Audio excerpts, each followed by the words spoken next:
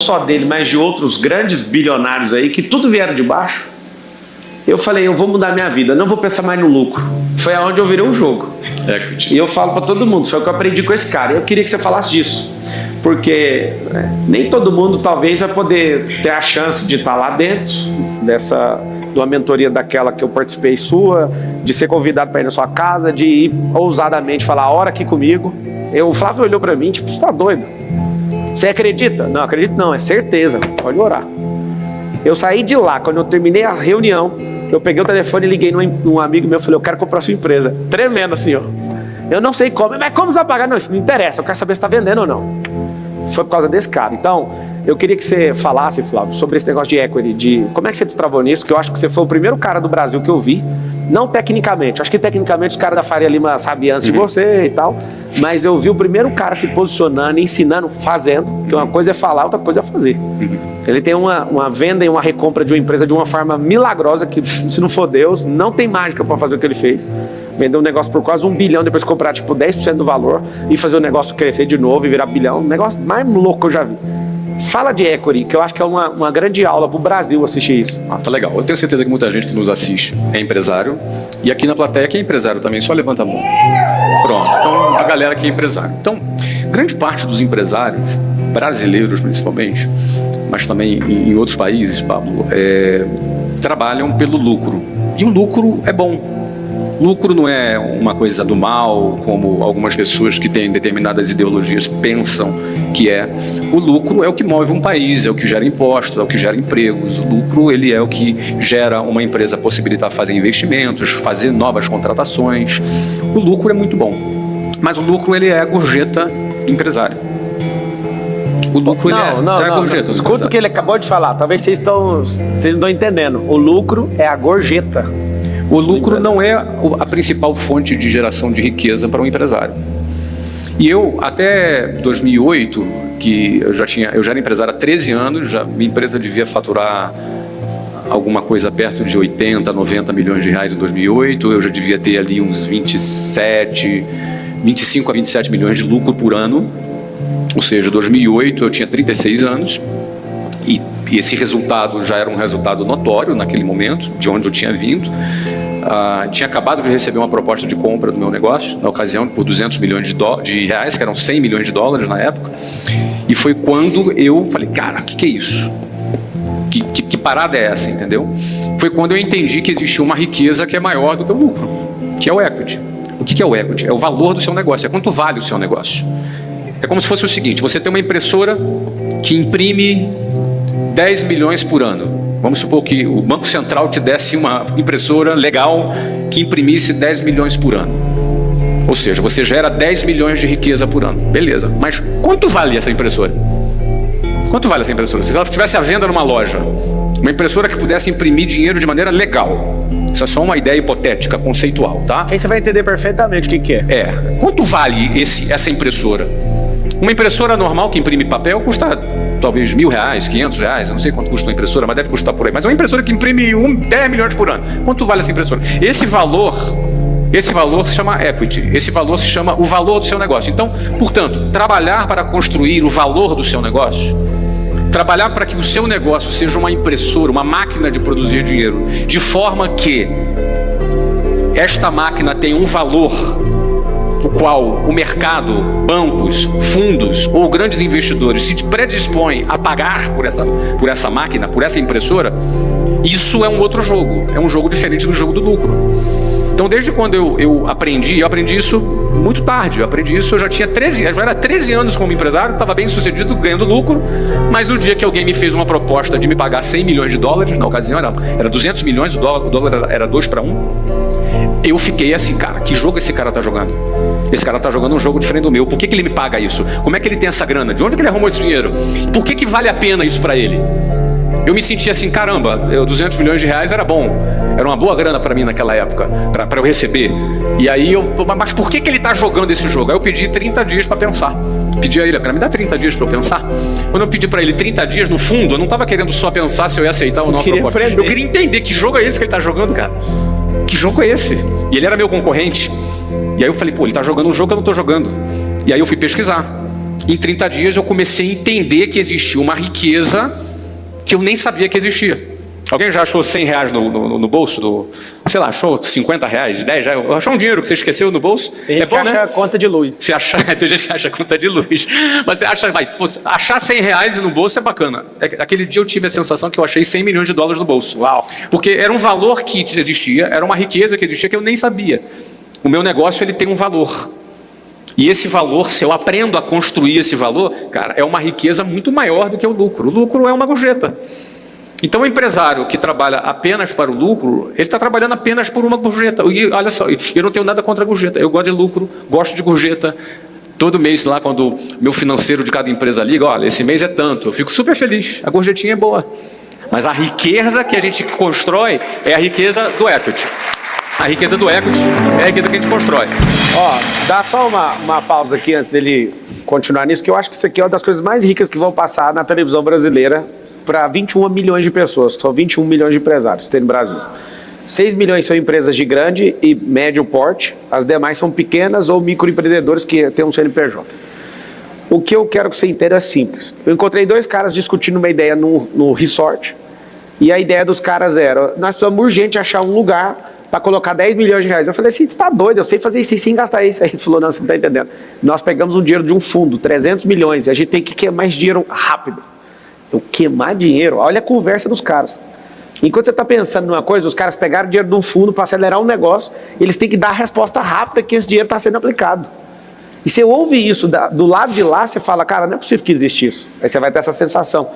Cara, que loucura que é essa que essa pessoa está falando? Como assim eu tenho que queimar dinheiro de um fundo? Quando fala queimar, não é jogar fora, é voltar com o teste. Falar, eu te dei 300 milhões para você dar um resultado. Eu quero o resultado. Você não sabe a loucura que é isso. Então não é sobre criar uma ONG na sua empresa, é sobre você entender que a sua empresa te dá a gorjeta. Eu acho essa frase do Flávio fenomenal.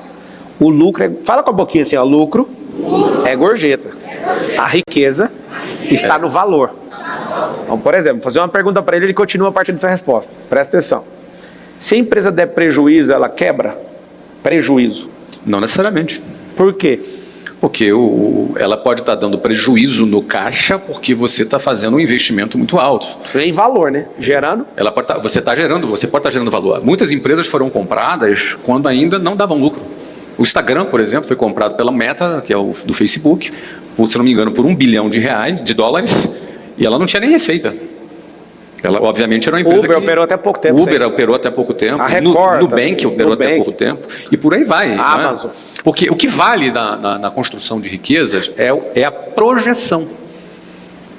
Então, beleza, eu estou dando 1 milhão de prejuízo hoje, amanhã eu estou dando 500, no outro dia eu estou dando 100, 1000, no outro dia eu empatei 0-0, no outro dia eu estou dando lucro, no outro dia eu estou dando 100 milhões de lucro, no outro dia eu estou dando 1 bilhão de lucro. Então, essa jornada é que gera agora, as pessoas, isso precisa ser muito bem fundamentado para que o investidor ele acredite na sua tese e decida fazer parte dessa jornada com você enquanto você não está dando lucro. Porque enquanto você não está dando lucro, você está mais baratinho. E depois você vai valer muito. É assim que funcionam essas startups, essas empresas do Vale do Silício, essas grandes empresas de tecnologia. No Brasil, a gente precisa gerar caixa. No Brasil não tem essa coisa do venture capital que tem nos Estados Unidos, que o cara vai botar dinheiro na tua ideia simplesmente do nada. No Brasil a gente precisa mostrar resultados. A gente é mais raiz aqui no Brasil. Mas o mais importante da gente entender, o empresário entender, que o principal valor está no equity. A principal riqueza está no valor da sua companhia. Quando você entende isso, você vai dirigir todas as suas ações, todo o teu trabalho, o seu esforço para a construção de valor. Então, por exemplo, aquela empresa que em 2008, que eu recebi a proposta de 100 milhões de dólares, que era de um concorrente, que eu fui estudar, depois que eu estudei, eu fiquei encantado com aquele assunto, eu falei, não, está cedo ainda para eu vender. Eu dei não para o cara. Pô, difícil é dar não para 100 milhões de dólares, entendeu? Hoje seriam 600 milhões de reais. Não é fácil.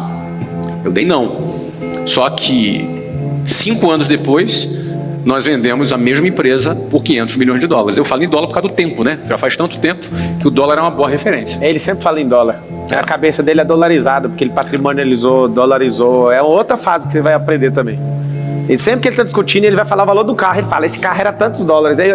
Mas para que ficar falando dólar? É porque a cabeça está numa única moeda, que é a moeda forte. Que aí depois que você aprender a proteger seu patrimônio, você vai entender que a conversa gira só em dólar. Principalmente, Marçal, num país em que a gestão política do país, ela não é responsável do ponto de vista fiscal. Nós, por exemplo, esse ano no Brasil vai ter tá com déficit aí de 1,3 trilhão de real. Déficit é o quê? É prejuízo. Ou seja, faturou muito e gastou 1 trilhão a mais, 1,3 trilhão a mais do que faturou. E aí, para poder pagar essa conta, emite títulos. Sabe o Tesouro Direto? Aí você emite um papel. Esse papel paga juros. Esse juros chama Selic. É aqueles juros que paga a remuneração do teu Tesouro Direto, por exemplo. Agora, quanto mais deve, quem compra um Tesouro Selic, por exemplo, um Tesouro Direto, por exemplo, está emprestando dinheiro para o Brasil.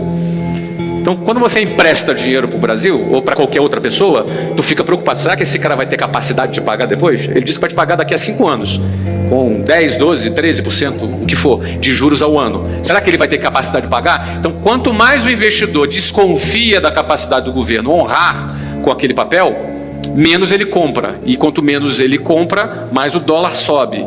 E aí, quanto mais o dólar sobe, para o governo continuar atraindo investidores, ele faz o quê? Ele aumenta os juros. Ó, eu te pago mais, vem aí, eu te pago mais. Tem mais risco, mas eu te pago mais. E aí, na medida em que o juros sobe, a inflação sobe, o dólar sobe, a população enfraquece. Qual é a origem disso? Gasto do governo. Que gera desconfiança. Gostou da aula ou não? Massa, né? Gera desconfiança. Ah, cara, se eu sou um cara gastão, que gasto mais do que eu ganho, tu não vai emprestar dinheiro para mim? Vou cobrar mais juros. Vai cobrar mais juros. Pois é, porque tem mais risco. Eu vou cobrar mais juros. Só que no caso aqui, quando o país cobra mais juros, quem paga essa conta é a população. E aí você não entende, porque o segredo é a fidúcia, a confiança. Se as pessoas começam a perder confiança, tem um problema nos mais ricos. Tem uma configuração de rico, que a Receita Federal mesmo tem, chama super ricos. Pessoas que têm mais de 30 milhões de dólares de patrimônio, que hoje está ultrapassando 170 milhões de reais. Tem esse grupo de pessoas nessa definição. Essas pessoas são as primeiras a desconfiar, não é o povão. Essas pessoas que têm esse patrimônio, o que elas fazem com o dinheiro, com o governo não sabendo regular a forma fiscal de um país, as entradas, os gastos governamentais, o consumo interno, a exportação e importação, que é a forma do PIB. Se essas pessoas desconfiarem desse governo como estamos desconfiados, não estou falando de política, estou falando de dinheiro. Essas poucas pessoas retraem os investimentos. No Brasil. No Brasil. Aí elas vão para outros países, onde está pagando melhor, onde tem a situação mais... A gente não gosta de uma palavra chamada estável, mas aonde a gente vê solidez, a gente leva mais patrimônio para lá. Mais confiança. Mais confiança. Aí acontece o quê? Se esse grupo para de confiar no país, o segundo grupo, que é o grupo que não tem esse tanto de patrimônio, mas tem que produzir, ter o dinheiro no caixa o tempo inteiro, eles já sentem a nossa desconfiança. Aí eles param de confiar e desanimam. Você não está entendendo o que é uma crise de confiança. A gente pode até não ter dinheiro, mas se a gente confiar, a gente trabalha. Trabalha ou não trabalha? A gente pode até ter dinheiro, mas se a gente desconfiar, a gente não faz mais. Aí todo mundo até chegar lá na ponta. O último, ele não desconfia, o último perde o emprego. O último não faz essa conta, essa conversa aqui não é do último. Às vezes ele até trocou de canal agora, porque a cabeça dele tá doendo. Não, deixa isso pra lá. Só que a gasolina acabou de subir, a carne subiu, tudo subiu. Aí, esse processo repetido de novo faz eu ligar pra esse cara, ele ligar pra outro. Você tá investindo? Você tá fazendo loteamento? Você tá fazendo não sei o quê? Essas conversas que pra mim é as que mais dói no meu peito. Você não quer comprar um prédio meu aqui não pela metade do preço? Mas por quê? Porque eu quero liquidez. Quando isso vai repetindo uma vez, 2 vezes, 3 vezes, a gente faz o que aconteceu em 2013, que é travar a economia.